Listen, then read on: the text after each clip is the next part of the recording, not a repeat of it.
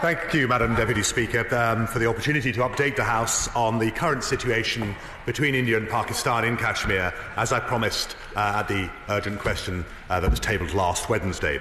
On the 14th of February, a terrorist attack against a convoy near Pulwama in Indian-administered Kashmir killed more than 40 members of the Indian Central Reserve Police Force and injured many others.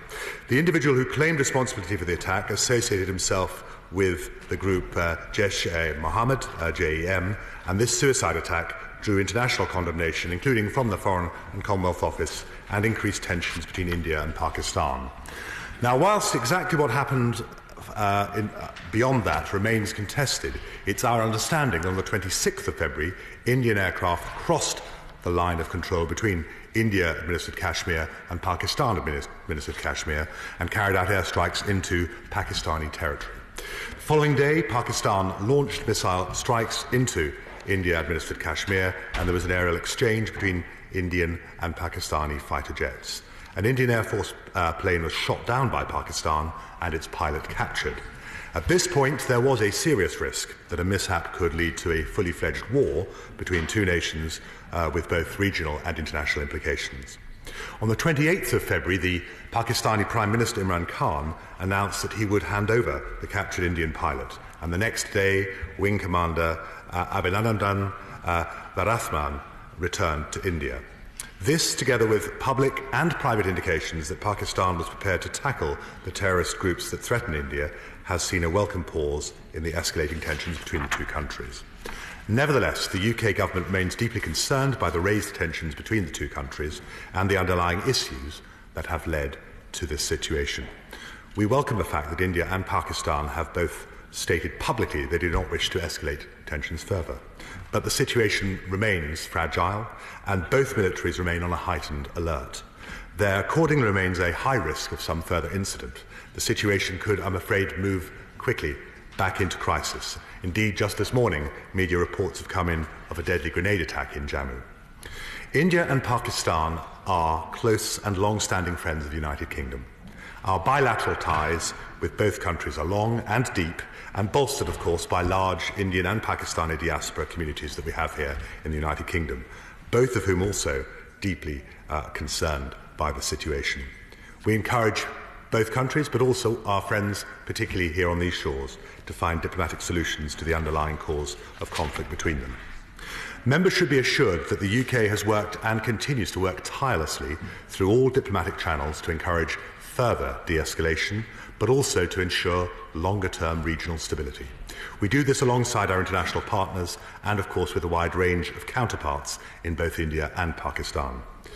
I visited India last weekend between the 1st and 3rd of March and was able to reiterate with those whom I met that the UK unequivocally condemns all forms of terrorism, including the appalling terrorist attack in Pulwama that sparked this current crisis. In New Delhi, I discussed with Foreign Secretary Gokhale steps to decrease tension and to improve regional stability, including vital efforts to tackle terrorism. Since I last updated the House, Madam Deputy Speaker, the Indian Wing Commander has, as I say, been reunited with his family. We saw this as an important and welcome step by Pakistan to reduce tensions. The Prime Minister, our own Prime Minister, spoke to Prime Minister Imran Khan of Pakistan on the 3rd of March. They discussed the need to address the causes of this conflict, and our Prime Minister emphasised the importance of Pakistan taking action against all terrorist groups in support of global efforts to counter terrorism. We remain firmly committed to working closely with Pakistan to combat the terrorist threat and the extremism that sustains it. We recognise the steps that Pakistan has already taken against groups such as the Pakistani Taliban, but we continue to highlight the importance of effective and demonstrable action against all terrorist groups in Pakistan. This is something that Pakistan has committed to undertake, and we've been very clear that this action will need to be urgent, sustained, credible and transparent. Alongside others in the international community, we also encourage Pakistan to meet the requirements of the Financial Action Task Force Action Plan, which includes taking specific action to address terrorist financing. Now, for our part, we ensure that UK aid to Pakistan continues to address the conditions that could allow radicalism and violent extremism to grow. A more prosperous and stable Pakistan is vital for regional and global security. And of course it is very much in this country's national interest. Our programmes on the ground aim to reduce overall poverty, to promote inclusion, to increase economic opportunities and to meet basic needs, including girls' education. Now, the UK and India also have a close working relationship in counter-terrorism, which includes regular dialogue. During Prime Minister Modi's visit to the United Kingdom last April, the two Prime Ministers agreed to strengthen cooperation to take decisive and concerted actions against globally prescribed terrorists and terror entities to protect our citizens. They agreed that terrorist and extremist organisations need to be denied space to radicalise, to recruit and to conduct attacks on innocent people. We shall continue to work closely with and to support India, but of course this goes well beyond the bilateral India-UK relationship. We believe that all countries need to work closely together to disrupt terrorist networks globally, their financing and the movement of terrorists, including foreign terrorist fighters. As part of the international efforts to tackle terrorism, the UK continues actively to support the listing of JEM leader Masood Azhar at the UN. JEM are already listed by the UN and have been proscribed in this country since 2001 and in Pakistan since 2002. Now, in parallel to that important fight against terrorism, we also expect both India and Pakistan to focus on ensuring longer-term regional stability and security. Dialogue is an important confidence-building mechanism, even though we, of course, recognise its complexities.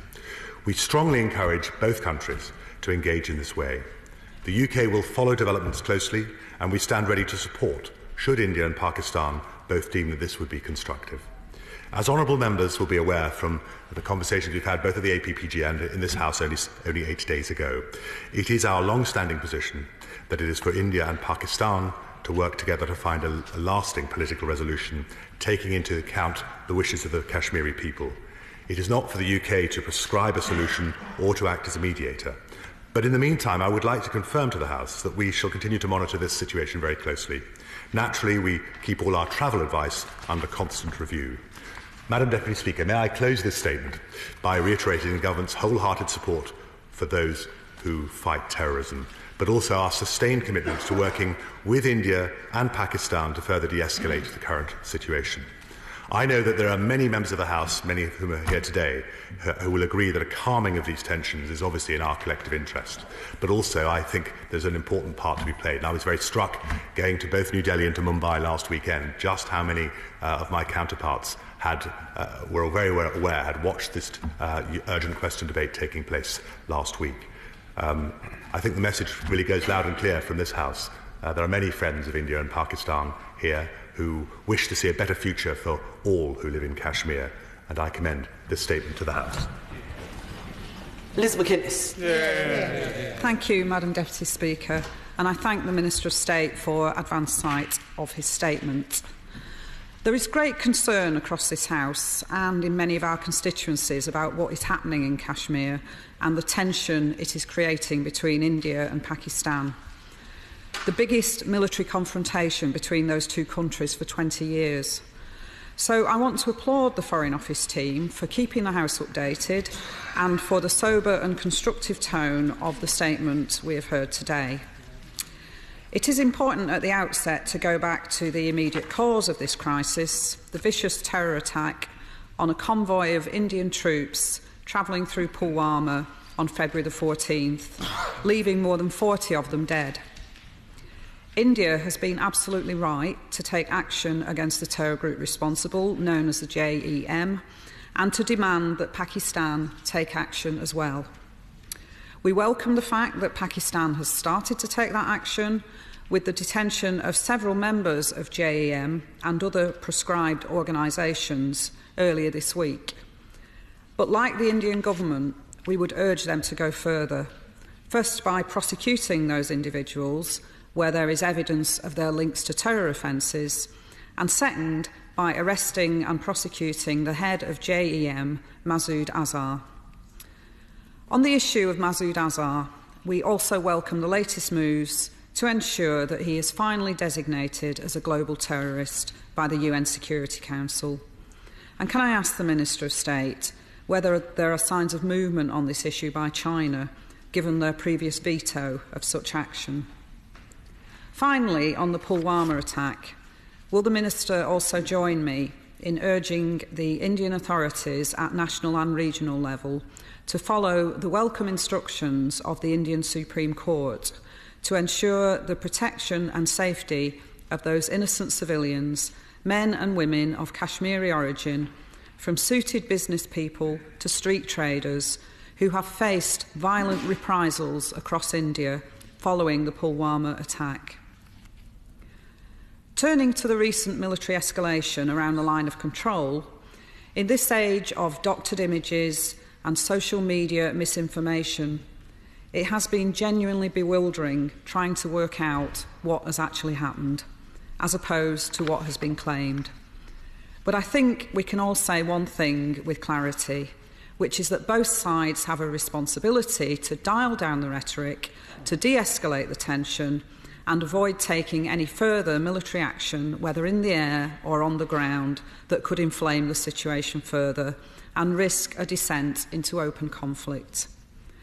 Because, as my honourable friend, the Shadow Foreign Secretary, said on this subject last week, the danger of this claim and counterclaim, these tit-for-tat attacks, and what we keep being told are airstrikes designed to send a message, is that amid the fog of war, mistakes will be made, and even without either side intending it, a major incident will occur from which there will be no going back. So what we urgently need instead, and I know that the Minister of State will agree, is for the resumption of immediate talks between India and Pakistan to de-escalate the crisis and avoid any further military action. But I would go further than that and say this should be the catalyst for the resumption of proper negotiations and a substantive dialogue between India and Pakistan on the future of Kashmir. The blueprint is there in the sadly short-lived plan that was worked out between the Singh and Musharraf governments in the early 2000s. If that dialogue was possible back then, if a workable, mutually agreed plan for Kashmir was possible back then it can be possible today, or at the very least after the Indian elections this spring. And what we must remember about the Singh-Musharraf plan was that it had at its heart not just military disengagement on both sides, but a genuine regard for the political and economic rights of the Kashmiri people, which, along with their human rights and their humanitarian needs, have been so tragically overlooked in this situation for the past 70 years. So let me repeat what my honourable friend, the Shadow Foreign Secretary, said last week, that our thoughts, first and foremost, must be for the innocent people of Kashmir, over whom this battle is being fought. Their human rights have been serially abused, their humanitarian needs have been neglected, and their own wishes over their own future have been treated as unimportant. Generation after generation of Kashmiri children face growing up trapped in the same cycle of instability, violence and fear, and it is time to break that cycle. Only peaceful dialogue can achieve that. Only a negotiated settlement can achieve that. And I hope that the Minister of State will continue to urge both sides not just to de-escalate the current tensions, not just to take effective action against the terror groups who helped create that tension, but to commit to resume constructive dialogue, to eliminate those tensions for good, and finally bring peace and stability to the people of Kashmir. Minister. May I thank the Honourable Lady for Hayward and Middleton for her very thoughtful and wise words. She's absolutely right, and in many ways, I think one of the depressing things for all of us as parliamentarians in recent months, with all the attention on Brexit and the battles that are being fought, is that actually there's a huge amount of work that does go on, actually within the House. We all feel very strongly about this issue, but indeed in post, and I obviously have spent a lot of time either directly on the phone or on video conferencing or indeed in person with our ambassadors, our excellent ambassadors, Sir Dominic Asquith in New Delhi and Tom Drew in Pakistan, and realised just how much work has gone on behind the scenes to try to play our part in bringing together the dialogue to which you referred. And where I would entirely agree, and I think the whole House would agree, is that it is time to break that cycle, and that can only happen through dialogue. And I think the Honourable Lady was quite right to recognise that clearly to make substantive steps forward, even after the desperately tragic events of the 14th of February, to have that happen in the next 5 or 6 weeks during the Indian election isn't entirely realistic. However, once the dust has settled from elections on that side, and obviously in Imran Khan we have a relatively new Pakistani Prime Minister as well, one hopes that some sense will prevail and there can be an ongoing sense of dialogue. And obviously the UK stands ready in whatever way, keeping lines of communication open as we have done over these very difficult past fortnight or so, that we will play our part in that regard. She asked some specific questions, if I may. One was obviously the movement, or hopefully the movement by China. Clearly, a lot of discussions are taking place at the UN Security Council. We very much hope that any veto that has been in there in the past in relation to proscribing and listing Masood Azhar will come about, but that clearly is still a fluid situation, and obviously as soon as I'm in a position to say more, I shall naturally do so.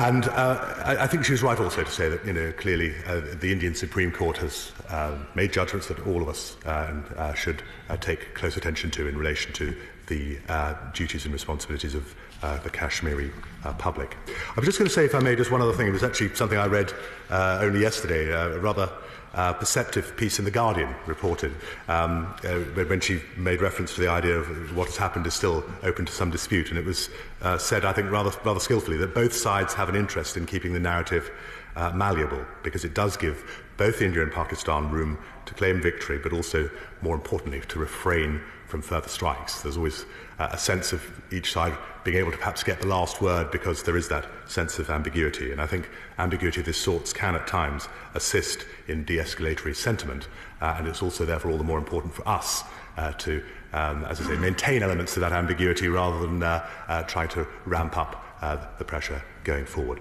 But as I say, if I may just thank the Honourable Lady for her kind words. And I think it is very important, and I think it adds so much in diplomacy terms. And of course, there will always be differences of nuance, perhaps even more fundamental differences on Foreign Office-related affairs. But I think it adds so much more for our voice in diplomatic quarters if we are at times able to speak at one, particularly during such a tragic era. Bob Blackman. Thank you, Madam Deputy Speaker. And can I thank the Minister for updating the House, and indeed thanking him for his tone and the tone of the opposition in trying to de-escalate the current crisis between India and Pakistan. I read with interest the readout from the conversation between our Prime Minister and Prime Minister Imran Khan, where our Prime Minister made very clear that the responsibility for Pakistan is to remove the terrorist camps and to make sure they're dismantled and that terrorism is not encouraged in Pakistan. What is not clear is what the response has been from Prime Minister Imran Khan to actually make that happen. Because if that happens, that can lead to the dialogue and prevent the terrorism from taking place. So could my right honourable friend update the House on what the reaction has been from the Pakistani government to actually achieve what we all want to see, which is peace and stability? Minister. May I thank my honourable friend for Harrow East for his comments. I think an even-handed assessment is that an effective, visible and verifiable action against terrorist groups in the vicinity of Kashmir is an urgent necessity. So I must confess I welcome the reports of Pakistan's intent in this regard, but obviously we recognise that verifying and sustaining these efforts will also be vital. But I think it is also worth pointing out and putting on the record that much of the commentary was very pessimistic in the immediate aftermath of the 14th of February. And I think both Prime Minister Modi of India and Prime Minister Imran Khan of Pakistan have shown some statesmanlike qualities, perhaps that were unexpected from many commentators. It is still early days, and one recognises that obviously the even the potential escalation of events with what's happened in Jammu earlier today means that we cannot be complacent on this matter. But I think that we can, as an international community, can be relieved that some of the very worst predictions of only 2 or 3 weeks ago have not come to pass. And I very much hope that the two premiers, as I say, will show statesmanlike behaviour in trying to ensure that there is a verifiable change of heart on the ground. Stephen Gethins. Madam Deputy Speaker, can I thank the Minister for early sight of his statement? Can I also thank him for his work, and in particular the work of FCO officials on this at the moment that's often overlooked? And can I join colleagues from across the House in our unequivocal condemnation of terror attacks? We're obviously dealing with two nuclear-armed states here. That's something that concerns us all and means that this is a global problem. It's not just a regional problem. De-escalation is critical, and obviously we welcome the return of the Indian pilot, and I welcome the work that he's doing on that de-escalation. There is a concern about the role of non-state actors who obviously couldn't care less about the nuclear element, and that's something that concerns us and obviously concerns him as well, and it'd be interesting to get his further thoughts on that. Can I also mirror his thoughts that India and Pakistan have good friends the length and breadth of the United Kingdom, and I welcome his remarks about the UK readiness to support the peace process should India and Pakistan require that and want that. Yeah. But can I also say that this role should not just begin and end with the FCO in the future? That if we're looking at a long-term solution, what kind of engagement do we have with the diaspora community, of course, and also what kind of ongoing work we have with the fantastic work with some tremendous NGOs, I know many of them funded by the FCO and others, are doing. And can I finally highlight the particular work of some of the Scottish NGOs who are doing some groundbreaking work in providing a space in Scotland for peace-building activities as well. And I know that's something he's taken on board before. Thank you.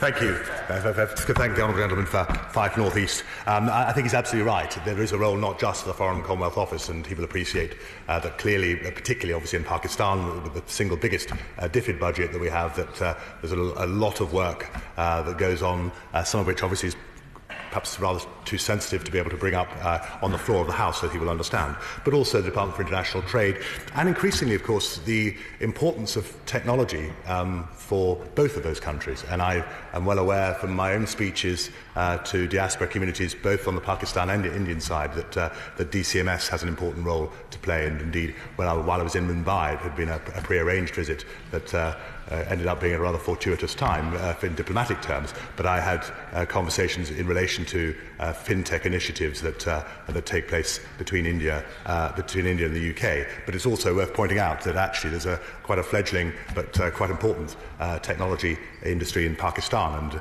we've tried to encourage our Pakistani diaspora to play an important role in that. Steve Baker. Thank you, Madam Deputy Speaker. Can I particularly welcome the proactive way in which my right honourable friend has brought this statement to the House for two reasons. First is I thought I detected a slight evolution in the government's position and perhaps willingness to react to a demand from India and Pakistan to get involved. But I don't particularly wish to press him on it in case it proves a will-o'-the-wisp. But if it was there, if I did sense an evolution in the position, I'm extremely grateful. But the second reason is the one which was highlighted by the lady opposite on the front bench, and that's that Kashmiri people in the UK and across the world, no doubt, have long felt neglected, felt that the international community has not paid attention to their human rights. If this is not the moment to really escalate this issue in the minds of the international community, when will we ever do it? And I just welcome this statement, but ask him, please, will he make sure the international community pays attention? Yeah. Thank my honourable friend for Wickham. I'm well aware of the work he does with a significant Kashmiri population in his own constituency, and I've had a chance to meet up with some of the leading community leaders from his own constituency. I wouldn't wish him to think there's been too much of an evolution of the government policy. However, I guess what I have seen with my own eyes, and as I say, having spoken at great length with both our High Commissioners in Islamabad and in New Delhi, is a recognition that one of the areas that we can and will and have assisted is simply because of the breadth of our diplomatic knowledge on the ground, that we actually are able to have lines of communication open with diplomats, with politicians, with, of course, the military on both sides, and I think that hopefully has been able to assist. But it would be wrong to assume that we're going to in any way try and put our own template or, as I say, mediate there. But I would not want the House to misunderstand that there's a huge amount of work that does go on within our own diplomatic community, which will continue. May I just say, if I may, to the honourable gentleman, I know he takes the Kashmiri issue very seriously. He is right. This perhaps is an important international wake-up call at this particular moment that progress can be made, and one is always aware. I know it's perhaps reluctant, perhaps always to make a comparison of what happened in Northern Ireland, but it was actually the worst single civilian attack in Omagh in 1998 that I think finally became the moment at which many, not just in Northern Ireland but in surrounding countries, thought that something absolutely fundamentally had to change, and I think that was the path towards that Good Friday Agreement. Naz Shah. Thank you, Madam Deputy Speaker. I value the Minister coming here and giving us a statement, and thank him for that. What I am struggling with is, whilst we hear about terrorism, and rightfully so, that Pakistan needs to get rid of all the terrorism, what I don't hear, and I want to hear, is about the Kashmiri people. The fact that we have illegally occupied territory, we have people who have been persecuted for years and years, and there is no end in sight for those people at the heart of all of this. And we're not talking about that. We're not talking about the Indian Armed Forces doing what they're doing and blinding people, and the resurgence of all of these terrors on those people. And what really alarms me is, whilst we're talking about Pakistan playing its role, we have seen a Prime Minister in India who is using, and I've seen this, Madam Deputy Speaker, using the conflict to electioneer and using it as a tool for his election purposes. What has our government done, and have you made any representations to the Prime Minister of India about not using this conflict for purposes of electioneering? Minister. Thank the honourable lady for Bradford West, and she will appreciate that, and we very much have noted the concerns across Kashmir raised in the UN High Commissioner's report for human rights back in June of 2018. Very firm recommendations both India and Pakistan to consider. Let me just say this. I guess even 8 days ago, I wasn't quite aware of just how much work goes on. I've alluded to it in my statement about the work that goes on in terms of child education. And certainly when I was in Pakistan at the end of 2017, I went to Mardan up in KP, the province which was the stronghold at that stage of Imran Khan's party, and saw the terrific amount of work that was going on trying to develop trust-based policing, rather similar to the one we have here in the UK, rather than the police being a police force in that sense, but also the real commitment towards education, and particularly girls' education. These are things that go on throughout Pakistan, and obviously some of these are quite sensitive, and I can't really go into great detail here. What I was going to suggest, and one very much hopes that there will be an ongoing de-escalation, calming of passions, but at a time later in the year when we have what's called a leadership week at the Foreign Office, when both the Indian or both our High Commissioner in India and in Pakistan will be here, I was going to suggest it might be useful to have the all-party group being able to come in. And I hope you will recognise that some of what will be said will be a little bit sensitive, and therefore it's not the thing I can necessarily go into deep detail here on the floor of the House. But I think that might be a useful exercise for the all-party group on Kashmir, and indeed parties friends of India on both sides. And I'm well aware that the honourable gentleman for Brent North obviously speaks in that regard. And I just think that might be quite useful. And I think it would give all members a little bit more of an idea of just how much work goes on in Kashmir, that some of which, of course, is difficult at this stage to allow. Kevin Foster. Thank you, Madam Deputy Speaker. I must say, to start, I very much welcome the tone of the Minister's statement, and to be fair to their credit, the one from the Shadow Minister and from the SNP spokesperson as well. But as I say, the sight of two nuclear-armed nations firing on each other was clearly a frightening one. It's welcome to have seen the de-escalation that's happened since. But can the Minister reassure me of what work will be done to maintain communication, particularly between the two militaries that sit both sides of the line of control, particularly when actually here in London, the Royal College of Defence Studies, we can see members of both those nations' armed forces working together, participating together, building up friendships and relationships. It shouldn't be impossible, and it's certainly something that we could help facilitate.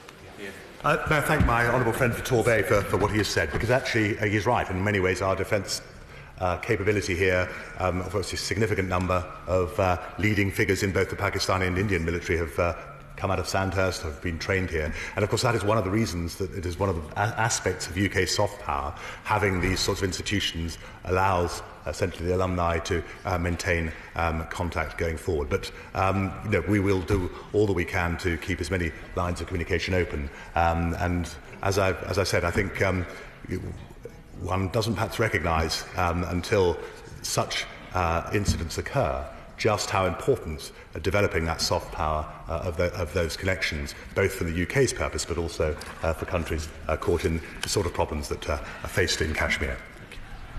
Mike Gapes. Thank you, Madam Deputy Speaker. Can I welcome the tone and content of the Minister's statement, but also the remarks made from the Labour front bench? I think it's very important at this time when, as the Minister said, there has been a terrorist attack with a grenade today, which I understand has killed one person at least. 3 more are in serious condition, and apparently 28 people were injured in this terrorist attack on a bus stand in Jammu. The 3rd attack on the bus stand in Jammu in the last year. It's clear that there are people in the region who wish to create tension and conflict and all-out war between India and Pakistan for their own reasons. And this is a time for all voices in this country, in this Parliament and in diaspora communities, to come together to tone down the rhetoric and work for long-term, difficult political solutions. Thank the gentleman for Ilford South for what he has said. He's absolutely right. I think it is actually incumbent on all of us as responsible members of Parliament to do all that we can to try and tone down any of the rhetoric that was at a very high level at some point. I know that we spoke, and he asked me last week about the Kargil war, and I'm very much hoping that I will take him up, or he will take me up, perhaps, and come to the Foreign Office, and it would be, I think, useful to learn a little bit more, because I think, as I say, one of the things that one learns very quickly in Foreign Office and diplomatic affairs is that very few problems are entirely novel, and we can always learn from perspectives in the past. And I know that he had an important role to play in the Foreign Affairs Select Committee at that time, at the beginning of the New Labour time, when I believe it was Robin Cook who was the Foreign Secretary. Stella Creasy. Thank you, Madam Deputy Speaker. I thank the Minister for coming back to update us on this situation. He will recall last Wednesday in his comments to me that he made a pledge to the people of Walthamstow and indeed to the people of this country that in his conversations with both the Pakistani and Indian representatives, he would raise explicitly the question of UN investigations into human rights in Kashmir. I wonder if he could now update us on the conversations he's had on that, and whether he has been able to use Britain's influence to persuade them to cooperate with those investigations so that finally the people of Kashmir can have some justice. Minister. Clearly we're working together on this. I mean, there have been a lot of other priorities, but I mean, I took on board very much the concerns that have been raised. Now, we obviously feel that, as I mentioned earlier on in answer to a previous question, that given the UN High Commissioner for Human Rights' pretty robust report with its own recommendations, that we want to see both India and Pakistan ensuring that they are able to adapt their domestic laws in line with those international standards. So, yes, clearly a lot of work will continue at the UN. I don't think there's any sense of complacency of thinking we're by any means out of the woods on the tensions that are here. Just to say this, the UN Military Observer Group in India and Pakistan's current mandate authorises it to observe developments relating to the observance of the 1971 ceasefire and to report to the Secretary-General. Although, obviously what that means is any any allegations of human rights abuses or violations are therefore a matter of deep concern under that mandate, and we would expect all countries to comply with those international obligations. We will continue to do a lot more on this at the UN, well aware, as she will be, that obviously there are a number of countries with strong interests now on the UN Security Council this year. Germany, Indonesia, both either from regional or indeed because of their trade and other diaspora connections. And we are going to be working together with all those countries. This will take a little bit of time. I'm sorry that I haven't too much more to report from the last 8 days, but there will be a lot more going on in the months to come. The Minister has been most assiduous and thorough in his replies to questions. But the Minister knows what's coming next. We have a lot of business to get through today, and I think the House would appreciate rather shorter answers now.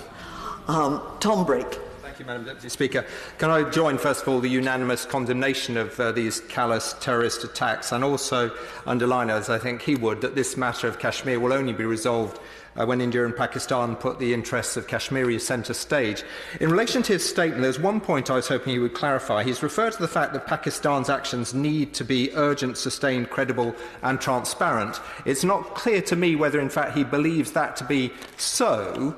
So could he confirm that? Could he also confirm what further action the UK government may be able to take with Pakistan in the future in terms of tackling terrorism?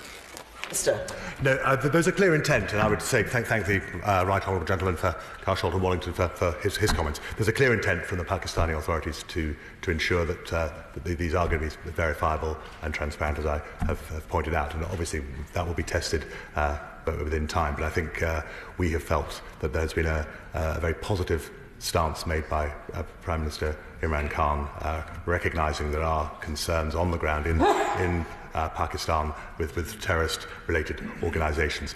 And again, we stand ready, again, with the international community to work together to try to ensure that any terrorist organisations on either side of the divide who would do harm to Kashmir's interests and to Kashmiri people are put to the bay.